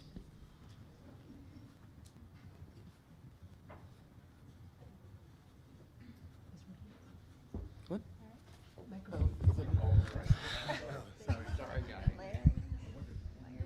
Let's hope they don't do that as mayor, huh? Yeah, they don't let you in the meetings, they don't let you have the mic. That's it, yeah. So we need corporate sponsors for all the different parks. We already see corporate sponsorship all over the place. So we might as well work with them to get extra money. Parks are where you go to celebrate milestones. Children go to parks to learn to grow with other children. We need to keep the parks. We need to make sure that we divide the money equally, as well as the north side to the south side. We need to make sure that we keep up the bathrooms. It's incredible. You go to the park and the bathroom is closed, huh? But yet they're going to take a penny out of every dollar and tell you, okay, well, we need to change. Yes, let's get rid of the excess, but we must keep the parks. Thank you, Lawrence Joseph Martinez. Next is Wayne Williams, followed by Daryl Glenn. I do support the TOPS ballot issue. It does specify where the funds are going to be allocated. It doesn't list specific properties because we don't know what will be for sale, and we don't use eminent domain to acquire open space. During the time I was a county commissioner, we added 1,000 acres of open space and parks. We've added 2,000 acres during the time I've been on city council. We have actually, with respect to the general fund, increased parks funding during the 4 years I've been on city council by 38%. So we have prioritized it. It is an important part. Like most of you, when friends come to town, I take them to Garden of the Gods. Thank you, Wayne Williams. Next is Daryl Glenn, followed by Yemi Mobolade. Daryl Glenn, I want to be able to lay some context behind why I don't support the TOPS question on the ballot, because they always say yes or no. It's the duration. It's 20 years. I think in this economic climate, I don't think that you should commit future administrations to a 20-year tax. What people like is a short tax, verifiable objectives, and then you can reevaluate it. That's what's not being discussed with these yes or no questions. There's actually thought behind that. That's how you work your budget. I think we need to look internally within the general fund and reallocate those dollars. Thank you, Daryl Glenn. Next is Yemi Mobolade, followed by Sally Clark. General Palmer's original vision was for a planned, built environment around the preservation of our natural parks. Yes, as mayor, I will continue to support that vision. We are backlogging about $207 million worth of deferred maintenance and aging infrastructure, including our playground. I'm a parent of young kids. It's a necessary investment. The TOPS is not a new tax increase. It's existing, and we're just asking you to say yes to ensuring that we are preserving our parks, trails, and open space. Thank you. Thank you, Yemi Mobolade.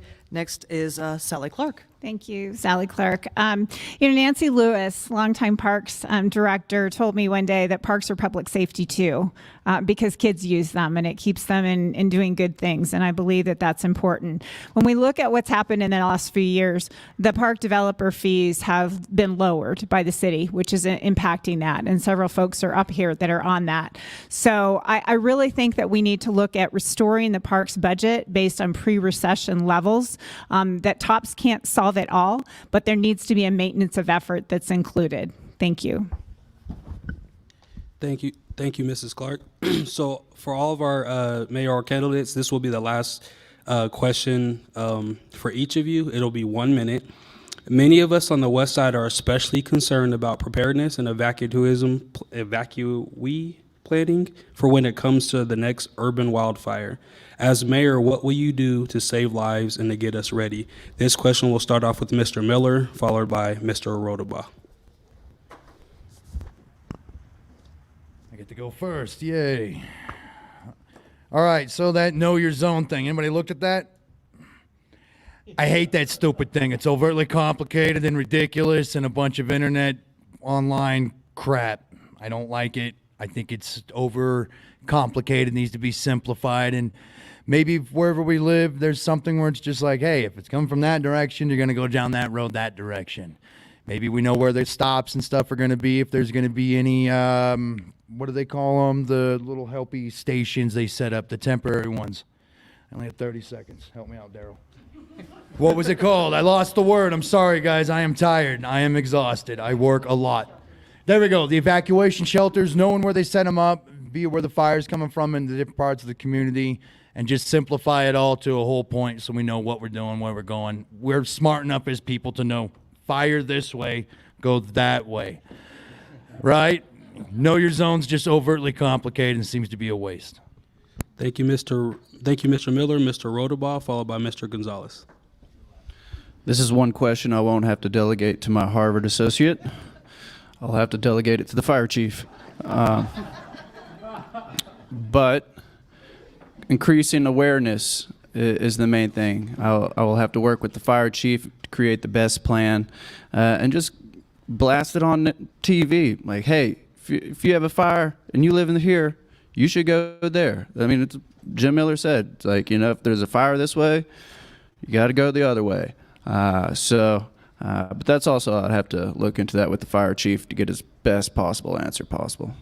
Thank you. Vote Callan Reese for mayor. Thank you, Mr. Rodabaugh, Mr. Gonzalez, followed by Mr. Tigan.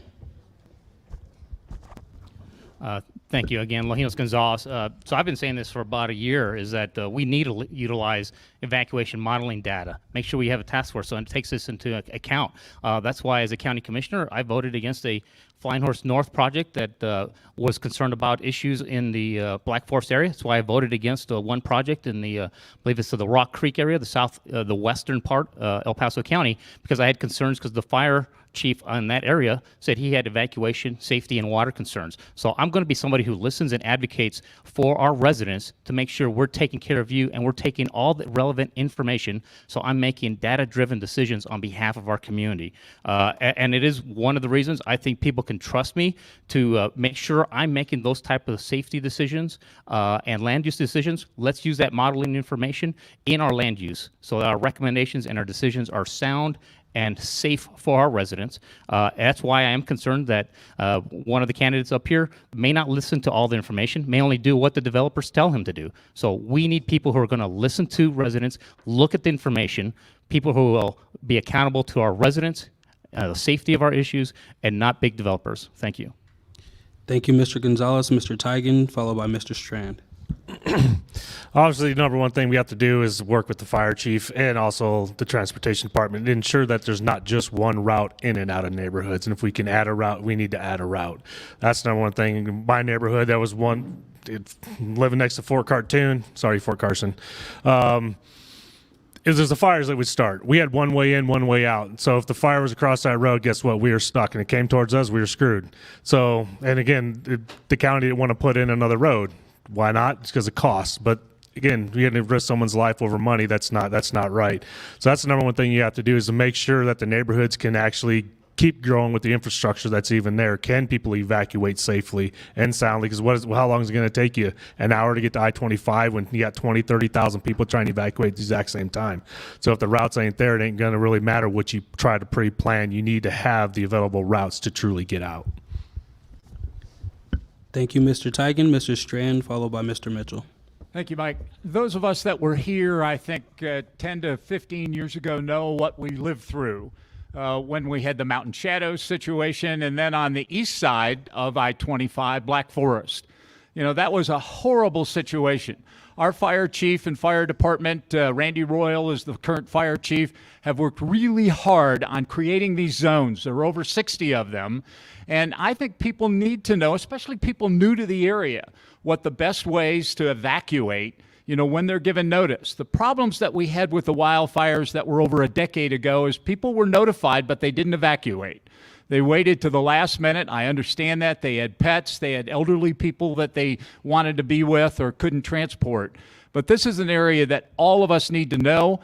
We need to be aware of having modeling for going forward with this, because as our current mayor has said, it's not if we're going to have another wildfire, it's when. Thank I'm sorry, ma'am. We can't. I'll ask you to leave. And this is the last question, so if you have one-on-one, you can definitely ask at the end. So Mr. Mitchell, same question, followed by Mr. Martinez. Thank you very much. Data-driven analysis for evacuation plans is only a beginning step. We have to integrate the processes that come from that data-driven analysis. And currently, your city government, under the current mayor and also the city council, current city council, have not integrated properly evacuation plans that are comprehensive, so that not only they integrated on the when an event happens, but during the planning process of city growth and natural resource allocations for water. All of these need to be considered at a much higher level, and they are not currently being considered that way. So as mayor, I will make sure that the evacuation plans put in place will be comprehensive. Thank you very much. Thank you, Mr. Mitchell. Mr. Martinez, followed by Mr. Williams. So we need more information from the city and the county access channels. Right now, you know how the county commissioners spend their county money? They show cartoons on their county access channel instead of information that you need. And my granddaughter says they're very bad cartoons. So maybe if he comes mayor, he'll put better cartoons on the access channel. Can you imagine that? We need to make sure shelter locations are known. We need to make sure we have zone captains that work with each zone. We have to have better meetings for each zone, have them get together to know where they need to go. Once again, more information. It's terrible what we're doing in this situation for the younger generation back there. We need to step up and be responsible. Let them know the mistakes that we've made and the mistakes that we're not going to make. Once again, cartoons on a county access channel, and they pay someone to put that up. Incredible. But yet they say they're going to go ahead and be diligent with your money for the city. Thank you, Mr. Martinez. Mr. Williams, followed by Mr. Glenn. Thank you for the question. If you go by Cedar Heights and Cathedral Pines, two places that had mitigated, you see a dramatic difference in the impact the Waldo Canyon and the Black Forest fires had. One of the things we did on City Council is refer to the ballot an opportunity to create a fire mitigation fund, which was approved by the voters on a very solid margin. So we've created it for the first time, a $20 million mitigation fund to begin the preparation ahead of time as opposed to waiting for the disaster. We've also, during the 4 years I've been on City Council, funded 66 new firefighters and 3 new fire stations. These are critical to have the ability to respond to issues quickly when they arise, and they're being located where there are critical needs. We adopted our first fire evacuation ordinance in Colorado Springs history. So we've taken a number of steps to address that. I'm honored to have the support of the Colorado Springs professional firefighters because they know of my commitment to preventing fire. Thanks. Thank you, Mr. Williams. Mr. Glenn, followed by Mr. Mobilade. Daryl Glenn. They have a phrase in the military where you train like you plan to fight. And I was a commissioner during the Waldo Canyon and Black Forest fire. And what we need to do is look at government's role and what the individual role needs to be. Government needs to make sure that as we're growing and as we're approving land use, that we actually have a standard in place that takes evacuation scenarios into consideration, because that's extremely important. We also need to make sure that we exercise, that we have training exercise so people can actually simulate these particular events, how they're going to evacuate. It needs to actually be translated down to the neighborhood level. Your neighbors need to make sure you know each other, because that's exactly what needs to happen when it comes time to, when things are going crazy, you need to make sure you're taking care of your neighborhoods. You need to know how to get out, make sure, what are you going to do with your pets? What are you going to do personally from a fire mitigation standpoint? These are things, it's not just the government, it's everybody working together, but we need a standard to monitor how we're growing in the future that takes into consideration exactly what we're going to do when we have our next fire. Thank you, Mr. Glenn. Mr. Mobilade, followed by Mrs. Clark. We all remember Waldo and the Black Forest fire, right? Feels so real. We lost about 850 homes. It is true. It's not a question of if, it's when. And as mayor, I will be tasked with leading our emergency management program and system to ensure a safer city and to ensure the protection of all Colorado Springs residents. So 2 things you may have heard of. Fire mitigation and evacuation. Fire mitigation, we need to invest in those efforts. Because of fire mitigation, we were able to protect the Skyway neighborhood from the Bear Creek fire, which is really important. And so more investment in those programs will actually help prevent fire. Evacuations, we're making strides, but what I keep hearing from the residents is the technology and the efforts are not good enough. That's an opportunity I will take a fresh look at as mayor to ensure that our residents have the right technology to ensure that we have a safe evacuation process in the case of a fire, and God forbid we have another fire. Thank you. Thank you, Mr. Mobilade. Mrs. Clark, followed by Mr. Dalby. Sally Clark. So I have a little experience in this. It was in my commissioner district when Waldo Canyon fire started.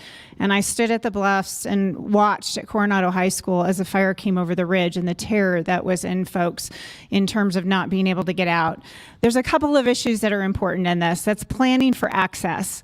We look at 2424 and where that is now in terms of that new plan for extreme density in an area that can't take it.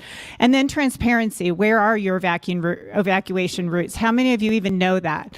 That's going to be a really important piece of this. And what you may not know is that $20 million that we approved on the ballot, we can only spend up to 5% a year. That's not enough. I testified on Capitol Hill for Senator Bennett to talk about wildfire and how it impacts. It's not just the fire, it's the after. I was up in Manitou Springs when they were dealing with extreme flooding that put businesses out of business. We have to be more proactive in this approach, and as mayor, I will do that with experience. Thank you. Thank you, Mrs. Clark. Mr. Dalby. Andrew Dalby. I lived in Mountain Shadows for 15 years. Waldo Canyon fire came within a couple hundred feet of my house. I understand what that's like. I am very, very sensitive to this issue. Thank you, Sally, for watching as my family and neighbors were running for our lives, concerned that we might burn to death because there was inadequate evacuation routes. I often say this city was laid out by a civil engineer, and it shows. You look at the parts of town that Palmer laid out, those are very nice. There's no problem evacuating from those. Once the developers started dictating who was going to, or where the roads were going to be, they decided, let's make sure we maximize our shopping and force you to go buy those. So we've got a lot of work that needs to be done to fix those problems that people up here who are paid for by developers continue to prioritize developer dollars over your life. So yeah, I'm out of time. Thank you, Mr. Dalby. So we're going to shift to our candidates' closing. Each candidate will have 30 seconds to do their close. We will do audience right to left or candidate left to right, starting with Mr. Williams, ending with Mrs. Clark. So it will be 30 seconds for each of your closes. Mr. Williams. Thank you very much for coming today. I appreciate the opportunity to visit with you, and I will be hanging around for a while to chat with folks afterwards. For more information about the campaign, you can go to winwithwayne.org. My name is Wayne Williams. I ask for your vote, and I appreciate your being here today. Thank you. My name is Daryl Glenn. Thank you again for coming out. Go to darylglennforcolorado.com. My three priorities are, number one, I want to make sure that Colorado Springs becomes the safest city in the nation. Number two, we have some tough times ahead economically. So I'm going to be looking at programs that should be privatized and reallocating those dollars and investing those into our core service. The last thing is looking at our regulations. I want to be able to make sure that the government has the smallest footprint possible in your life. I want to be able to maximize your personal property rights and your business interests. Go to darylglennforcolorado.com. I'm Jim Miller. I'm just a guy. Anyways, I think we need to make sure we get all the rapists and the pedophiles and the sex traffickers all 5 miles away from our schools, 5 miles away from our victims, and that'll be a vast improvement on our parks, our neighborhoods, our communities, making everything much safer for everyone. We shouldn't be worrying about our children, grandchildren, nieces, or nephews ever just roaming around town. Secondly, double check all these campaign financial sheets. See who is bought and paid for. If they're easy to buy now, they're going to be even easier to buy later. And that's it. Andrew Dalby, how can you tell when a politician is lying? Their lips are moving. There's a bunch of people up here who've been in office for 20 years or more. They aren't the solution to the problems. They're the cause of the problems. Again, I'm a little concerned. Not all politicians are at the end of their career. Some are just beginning. They'll lie to you now, they'll lie later. Again, there was one member up here, one candidate who was invited to speak at the Democratic Forum, and I was told the reason was that was the person who was coordinating with the Democratic Party, but they're not running as a Democrat. I think that lying, you might approve that their agenda, but they should tell you the truth. I'm Tom Strand, and I would obviously appreciate your vote, but I want to share something with you real quick. Our city clerk, Sarah Johnson, has put out a list of how people are voting. There were 306,000 ballots sent out on the 10th of March. So far, as of yesterday, only 4,000 people have voted. The estimate is that we may have maybe less than a third of the registered voters. I would urge you, your families, the people in your neighborhoods to get out and vote. This is a critical election, not only for us, but for the city council members too. Lojinos Gonzalez Jr., running for mayor because I believe in giving back to my community. As a retired Air Force officer, middle school teacher, business owner, and current county commissioner. I believe I have the experience, leadership skills, and values that matches our community and can best lead our community. I'm going to prioritize fighting crime, our roads and infrastructure, and addressing those growth and water concerns which are prevalent on people's mind. I will listen to the people. I will be an advocate for you. I have a record of doing that. Please do your research because there are developers who are trying to buy this election. Lojinos Gonzalez Jr., your voice. Thank you. I've got children here, I've got grandchildren here. I've got to make sure that their future is set just like ours was. We have so many of the younger generation back there. We have to make sure we set things right for you guys as well too. So when you guys talk to your other people, let them know who they should vote for, because it all comes down to that. Our situation has changed here in Colorado Springs. I'm hoping whoever becomes mayor takes a look at the group that's up here and maybe decides to put a few of us onto their committees. That way we can have at least multiple differences and we can have things set the right way. Christopher Mitchell for mayor. I'm running for this office as an engineer, and I'm also running for this office as a resident. I'm bringing the resident perspective to this office. We have on the stage politicians who cannot bring practical solutions to you. They will have their sound bites, but I will bring practical solutions because I'm an engineer, I have life experience, and I have that resident viewpoint. Thank you very much. Thanks again for having us. My name is Yemi. This election is about leadership. For far too long, our mayor's office has not reflected the entire city, and that's going to change. Your mayor's office should be a government of the people, by the people, and for the people, and that's what you will get with me. If that's the choice that you want this election, I ask for your vote. Thank you. And yes, Tom is right. Please vote. Thank you. John Tigtigan, tigformayor.com. Again, I'm running also, I think we need leadership. We don't need any more politicians. We need somebody who actually listens to the people, go out and talk with the people, talk with the community, and see what's truly going on, not just listening to the groupies that hang around them. And it's just really getting out there, doing what needs to be done, holding people accountable, auditing every single department, every elected official every year, including the mayor, so we know where the fraud, waste, and abuse is truly going so we can fix our city for our kids. See, it agrees. We're good. We're good. You go ahead, sir. I'm Callan Reese, and I'm running for mayor to become the mayor. I'm also trying to show the younger generation how easy it is to get involved in civil engagement. By the looks of the audience, they slept in, but I hope they don't sleep in on the election. The next person up here will have a huge impact on your life and for the future of this city. So do your diligence, get out and vote Callan Reese for mayor. Thank you. Sally Clark. So I started in government, fighting government to keep a local fire station open. But I'm also a small business owner. I'm a military wife who's been married for 42 years to that guy in the audience. And in addition to that, I've had experience at all levels of government.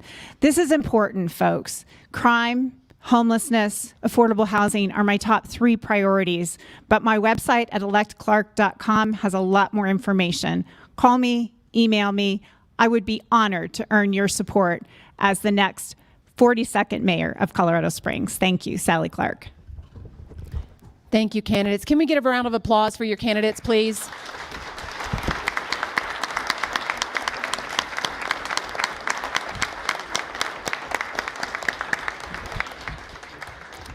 Thank you again for attending today, whether you're here in person or you're virtual here attending via YouTube. We appreciate you so much. Like some of the candidates said, you have until 7 p.m. on April 4th to get your ballots in. Thank you to our moderators, Andrea and Mike. We appreciate you. All of our co-sponsors, Hillside staff, Josh, if you're in the room, or any of the staff that you see, thank you, Josh. We appreciate you. Be sure and thank the staff as you're leaving. Again, we went through a lot to get this, so we really appreciate Hillside Community Center. So thank you. Don't forget, Rock the Vote candidates at the Yote. Also for you, again, there's an event right after this about rocking the vote. There'll be a bunch of music bands just down the street. If you are interested in at-large city council, we have another forum on Tuesday. Sorry. I'll wait. It's all good. I'm not a teacher, but I should have been, but I'm just kidding. I cuss way too much to be a teacher. So at-large city council forum, Tuesday at Sand Creek High School. Community conversation, we do this once or twice a quarter we try. It's on domestic violence. So for those of you that do know, domestic violence is a big issue, not just for women, but also for men. So we'd love to see you March 25th from 1 to 3. That's next Saturday. Candidates and moderators, please stay for a picture. We forgot to, I'm pretty sure we did that on Monday, but we're going to try and get you up there with that lit, sorry, I know, right? With the one that's not falling down. Questions. We had a couple questions. If you did not get your question answered, the candidates will be here. We'll be cleaning up until 3:30. Please stop and ask the candidates your questions. For candidate funding, I had multiple questions regarding candidate funding. On the city elections, the clerk's website, you can get everything you need to know about all these candidates and where the money comes from on the city clerk's website. So please be an educated voter on that. Again, stay until 3. Thank you for voting and thank you for being here on a Saturday afternoon. We appreciate you so much. This is 6035 Media.